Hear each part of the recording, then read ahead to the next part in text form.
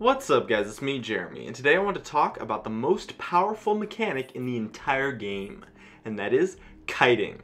Kiting is a vastly underestimated mechanic in low ranking play, and definitely needs to be utilized a lot more. Let's get started. Now the reason why kiting is so damn strong of a mechanic is because it allows you to take absolutely zero damage while still outputting almost your full DPS onto a target. Add on to that kiting is pretty easy to execute as a team, as all you really need is CC and space, and we're left with an absurdly powerful mechanic.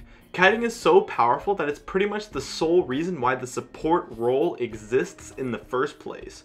The support role is based on kiting enemy opponents, and that's what good support champions excel at. Kiting is also the reason why diving in teamfights is a ridiculously terrible strategy. Now kiting in itself is pretty easy to execute. All you really need is mostly just space and a little bit of crowd control. You run away from your opponents while still hitting them, of course, and make sure to stay out of range of them by moving back into the space that you have, as well as crowd controlling them. Now, a lot of inexperienced bruiser and assassin players dive in for the carries in teamfights when they end up just being kited.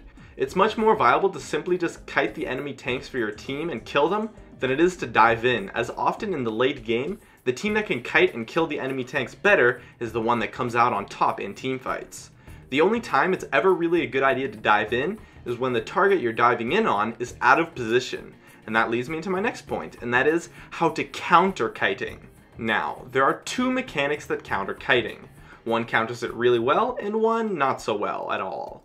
The mechanic that does just okay versus kiting is mobility. Mobility can prevent you being kited, but the thing is that your target will likely have a mobility ability of their own to counter your mobility. So the true counter here to kiting is flanking.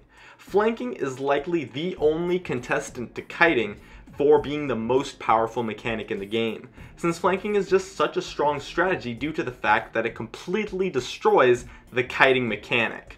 To kite properly, the main thing you need is space, and flanking denies space entirely to the opponents by creating an inescapable surround that often leaves the carries vulnerable. In a standard teamfight, the tanks will be in front and the carries in the back, so by starting the fight with a flank from the back, you force the carries to be out of position by switching what is the front and what is the back for the opponents, thus eliminating their space. So what you want to take away from this video is that no matter what role you're playing, kiting will be a better option than diving in onto the opponents, unless you can get a pick or can set up a really solid flank. Protecting your own carries is almost always more important than killing the opponent's carries, as it's easier and safer to do due to kiting. My name is Jeremy, and that's it for my video on kiting. If you enjoyed this video, feel free to check out some of my others on the screen right now. I'd love if you could support me with a like, and please subscribe for more awesome content in the future if you enjoyed this video. As always, thank you so much for watching, and I'll see you guys next time.